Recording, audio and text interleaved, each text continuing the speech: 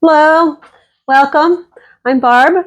This is Those Yarn Rabbits. Thank you very much for joining me in this month's episode, because it's been a few weeks since I've videotaped.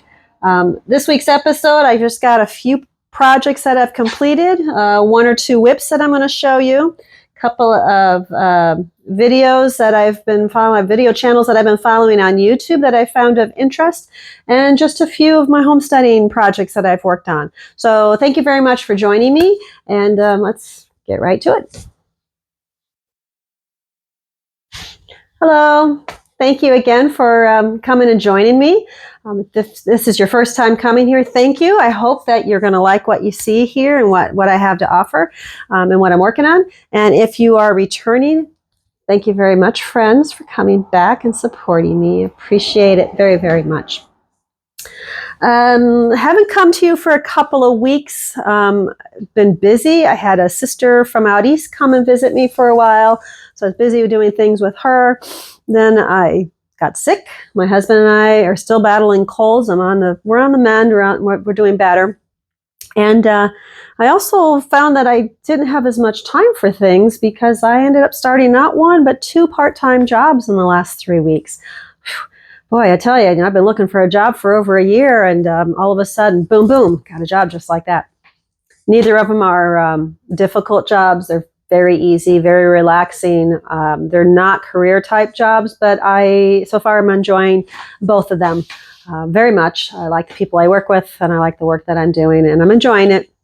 One of the jobs I do get quite a bit of knitting done. I can even take my computer with me if I want to do the computer work as well. But that's been really nice. But I waited to do this filming until today because I wanted to get over this cough. This cough that I've had has been really tough getting rid of. I'm on my almost second full week of it. So hopefully I'll be off this pretty soon. I'm feeling better every single day. Today is February 27th. And I got the windows open, people. I've had them open since yesterday. It's been in the high 60s, almost 70 degrees. Sorry for the travel noise. It's going to be in the 70s this weekend, which is unheard of for the first week of March for northern Indiana. It's kind of scary, actually. I'm wondering when we're going to get hit with another snowstorm. I think according to the Farmer's Almanac or predictions around here is that Easter will be, which is at the end of March, Easter is going to be white, which means snow will come back. But we are going to start working this weekend on kind of doing some yard cleanup and getting some prep work done for our garden. When I went carnivore last year with my diet, I just thought, I don't have to do gardening anymore. But as the winter's gone on, I'm like, no, I kind of we still need to do some gardening. We still need to grow some things and to put some things aside, which when I get to that right now, two of the things that I've been working on are some homesteading things. I've been canning again. I haven't canned in a while. This is taco meat. I did this right after Thanksgiving, right after Valentine's Day. I took about 10, 12 pounds of meat, ground beef, and browned it up in the pot, threw in some taco spices, and then canned them up in my pressure canner. My youngest son and my oldest grandson love Grandma's taco meat. Love it. There is something about canning this meat that I don't know what it is. It does something to the flavor of the meat that's so rich, and it's just, so much better than when you just make it fresh. So we have another, 12 or 13 jars of these on the shelf. I didn't have any taco meat. I gave my last jar to my grandson a couple weeks ago when I saw him. So now we have some more.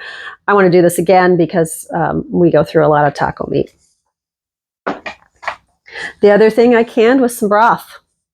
This is a nice quart-sized jar, some good broth. It started off, I was cleaning out the garage freezer, kind of making room for some things. And I found when I'm cooking, I will save my vegetable scraps. I'll just throw them in a Ziploc bag and throw it in the freezer until I get a couple of those bags. And then I'll fill the pot up and fill it with water and make some really nice, rich vegetable broth. I did find some meat bones that I had saved from a roast that we had done. I threw those in there, so technically it's kind of more beef broth. In fact, beef broth is what I label it as. I don't have a whole lot of fat or gelatin type fat in it. But this will still be really good to add to rice and soups and, you know, different types of things that I'm cooking up. I will put this in the dog's food as well, to kind of give them some extra collagen and stuff, fat, stuff that they need. Very, very tasty. If you've never made your own home broth, I encourage you to do it. It's super easy to do. It does not take that much time. Yes, you do have to can it in a pressure canner. It doesn't take, well, it took 90 minutes for the quart jars once I got it up to pressure. In northern Indiana, I did 10 pounds of pressure for 90 minutes for my quart jars. But I will go through these fairly quickly. So I will have to start saving some more scraps and make some more broth. So that's kind of some of the things I was working on when I wasn't quite feeling up enough to have a lot of energy to do my knitting. But let me go into my FOs, my finished objects. Last couple of videos, I've talked about my modern knot bag, and it's done. This is a nice crochet project. It took me maybe a week or two. I'm not the fastest crocheter. I'm thinking it's probably more 2 to 3 weeks that it took. It is a cotton yarn. It is, as I talked about in previous videos, I'm not as efficient crocheter as I am knitter. I can read knitting patterns. I can read my knitting. I really struggle with crochet, and I think it's a lot because of the way that it's written. I have a hard time discerning sometimes, do I stop and start another place? Do I continue on the same piece? You know, it's just tough. Anyways, but I got this done, and it does look a little wonky if you've never seen a modern knot bag. But that's because you take this big side, you put it through the little side, and then you can keep it on your arm. And you still have access to your yarn as you go through, so you can walk along and still knit or crochet or work on whatever project you have while it's still all contained within the bag. So I really, really like this project.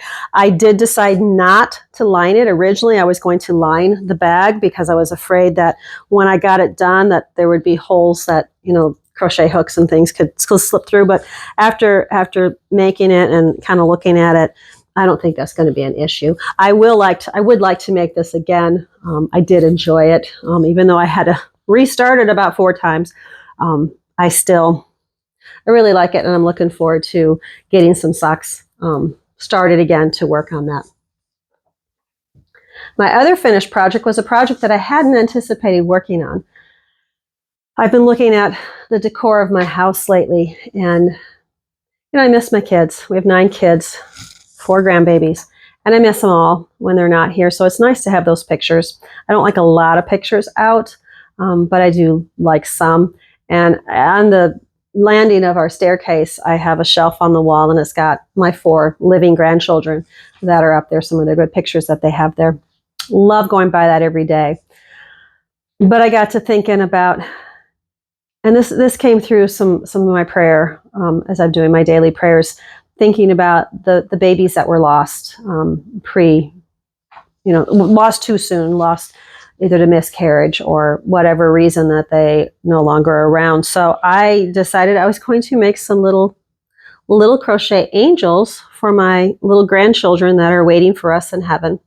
And so this is a cute little crochet angel. I don't know if I'm going to set it up there, if I'm going to stiffen it with some starch, or if I'm going to find a way to hang it. Angel's got a little halo that I got on there. I think it's just these scalloped little wings. I just thought it was so precious and so cute. It was a lot bigger than I thought it was going to be. I thought it was going to be half this size.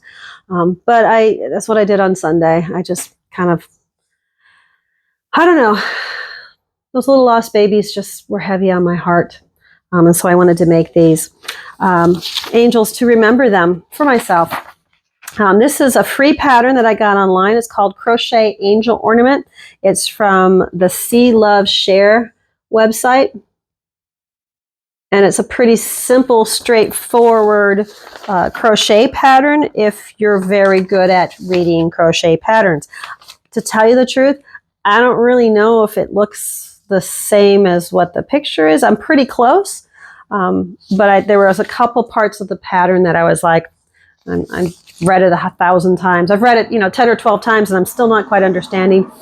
I'm just going to do my best guess. And it turned out. I did have to do the wings a couple times. It took me 2 or 3 times to really understand what the pattern was asking. I kept thinking it wanted to cinch it close, and it didn't. And so, yeah, I think it turned out cute. I got 2 more to make. God willing, I don't have a 4th one to make. Don't want to make anymore. I want my grandchildren to live and breathe and to have a full life with our family. Hang on, let me look here. Let's see what else I have. Oh, that brings us to my whips. My work in progress. I don't know if I talked about this bag. This bag I got from, where did I get this from? Lion Brand. We're giving these bags out with purchase of $75 or more. When I bought my Luella Dress kit and my Modern Knot Bag kit, they threw this in there as well. So I have been working on my Luella Dress. I got the yoke pretty much done. And I have been adding beads. Let me show you the beads that I'm using. These are Bead Treasures 6/0 glass seed beads. They're transparent crystal beads. Got these at Hobby Lobby quite a while ago. They're $3.99 in the jewelry section. There's a ton of them. I got a couple of these tubes. So that half did my yoke. So I'm sure that plus maybe another portion of the other second tube will probably do the hemline when I get to that beading portion of the yarn. I did want to show you this. I got this needle holder. I got this quite a few, I want to say 5 or 6 years ago at the Fiber Guild Christmas party where we swap gifts and stuff. And I love the little, aren't they cute? The little skulls with the scissors. I'm not a big skull person. They kind of freak me out. But for whatever reason, I thought this was really cute. And this is a really adorable pattern. It's a pattern. It's got a little zipper holder down here so you can put crochet hooks and pencils or whatever you need down here. And then your needles go in the big section here, and it closes with snaps so that you can keep your needles nice and... Hey, Fergus! I apologize. The windows are open. They are not used to the sounds. And Fergus goes crazy. Anyways, this is from Slip Stitch Studios. I imagine that's a Etsy shop. But it's a needle holder so that you won't lose your place with your needles, which I really love. So this is the Luella Dress yoke. Hey, enough. You know those neighbors. You know them. Stop, Fergus. Stop. Okay, Phoebe, go lay down. Go lay down. Go lay down. Go lay down, please. Go lay down. I know, you're so beautiful. You are so beautiful. No.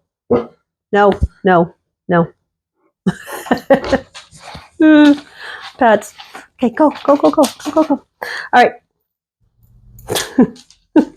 This is my... Phoebe, stop. Phoebe, go lay down. Go lay down. Anyways, this is my Luella Dress yoke. I am loving the lace work and the beading. It's a beautiful, beautiful pattern. Not that difficult to do, very pretty. I will say though, I got just past the beading section and into the garter stitch pattern, and I realized I had a counting error where the last 2 or 3 rows of beading was just off by one stitch. And normally I don't care if it's off by 1 stitch, but to me it was noticeable because it is, it's going to be right up here front and center. So I had to go back a dozen rows. I had to tink back a dozen rows. Tinking is knitting backwards, in case you didn't know that. So I had to go back 12 rows with the beading to get to the part where it was completely right. And then I went forward through, and then oh my gosh. I think the reason that I messed up was because that was right at the beginning of my cold. And I remember that weekend, 2 weekends ago. And I remember working on it while my husband was sleeping, and I was watching movies down here, and I was into the movies. But I also remember looking down a couple times and going, gosh, where am I? And I think what I did was I would start off in one row, would get into my movie, and then I would look back down at the pattern, and I would finish out the second half of a separate row. So everything got kind of wonky, whopper-jawed. I had to go back a dozen rows. And 167 stitches per row. I was going to figure out how many stitches that was. And yeah, it was a lot of stitches to go back. So it took me several hours to go back there and then start all over again. But I'm pretty happy with where it is. I got the openings for both the holes. And now I just have to do a couple inches of garter stitch, and I start my shaping for the body. And I will be garter stitching for quite a long ways before I ever get to the bottom where I start the lace and the beading again. Looking forward to that though, because it's been beautiful to work with. The yarn is from Knit Picks. Knit Picks. It's the gloss fingering weight, which is a really nice weight to work with. It is 70% merino, 30% silk. So this is going to be a hand wash, dry flat kind of garment, but it's really soft. I'm thinking that it's really going to, I'm hoping it's going to wear well with the silk in there, because it's just, oh my gosh, it's so soft. I can't wait to put that on when I finally get it done. I did think as I was reworking the yoke, I was like, wow, maybe I should just stop at my waist and just make it a nice, spring, summer sweater, and just make some nice short sleeves. And I was like, I could probably do that. I might, but I really want a dress. So I'm going to keep plowing ahead and making the dress. But I am going to make this pattern again, because I think a short sweater, like a crop sweater, whether it's the baubles or the beads, I think would be really, really, really, really pretty for me, especially for spring coming up. The other thing that I wanted to show you was I was digging around as I was rearranging some furniture in here, and I found this bag that I got secondhand somewhere, and it is the same shape as my modern knot bag. It is a very 80s, 90s kind of pattern. It's got this really nice lining on the inside. And inside I found myself a pair of socks that I had been working on. Gosh, no, I think the year was 2022. Yeah, August of 2022, I started these socks. I don't know what's up with that foot. That looks really freakish. So I do like the striping of the colored yarn. And then for whatever reason, I switched into a gray. I think what I was trying to do was make some knee socks. I only have 1 or 2 pair of knee socks. And I will say I used to wear knee socks all the time when I was a school girl at the St. Charles Catholic School over here. And I like knee socks. They keep your leg warm. They do keep your legs warm. As I've gotten older and I wear my skirts a little longer than I used to, I find knee socks very nice. I don't really like wearing hose or tights under my dresses, but the 1 or 2 knee socks that I have that I've made from wool, you put those on and they keep your legs warm. I mean, not your thighs, because it only goes up to your knees, but I really have enjoyed wearing them with my skirts. And so I'm looking forward to finishing wearing those. The only other whip I have was, again, with being sick, I wanted to try something different to work on. And I got dug into my little stash where I keep my cross stitch. And this is one that I started I did not write down when I started this. I've been working on this for a while. I don't think I wrote down when I worked on it. I'll look later. This is the stitching ABCs. So this is all the stitching of applique, buttons, calico, gingham, French knots, sewing, knitting, all kinds of things. I just thought it was really a different kind of cross stitch sampler than some of like the 18th, 17th, 16th century ones that are really popular on the floss tube syndicate. I do like the old-fashioned ones, but this one kind of fits my lifestyle a little more. And I've been working on this for quite a while. Like I said, I don't remember when I started it. I was either going to put this one out, or I was going to get my camping, my home is where the camper is.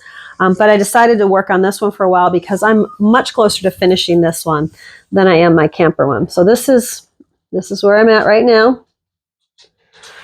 This past weekend, I worked on the ruffle section where it says ruffle. That was Saturday and Sunday's project. So I think I've got about 6 more letters to go, and then I can wash this and iron it and block it and get that sucker framed up. I do have quite a few cross-stitch samplers in our spare bedroom that I framed up. I also have quite a few in my craft room, where I usually do my filming. The last couple episodes I've done up there, so I more than likely will put that in the craft room.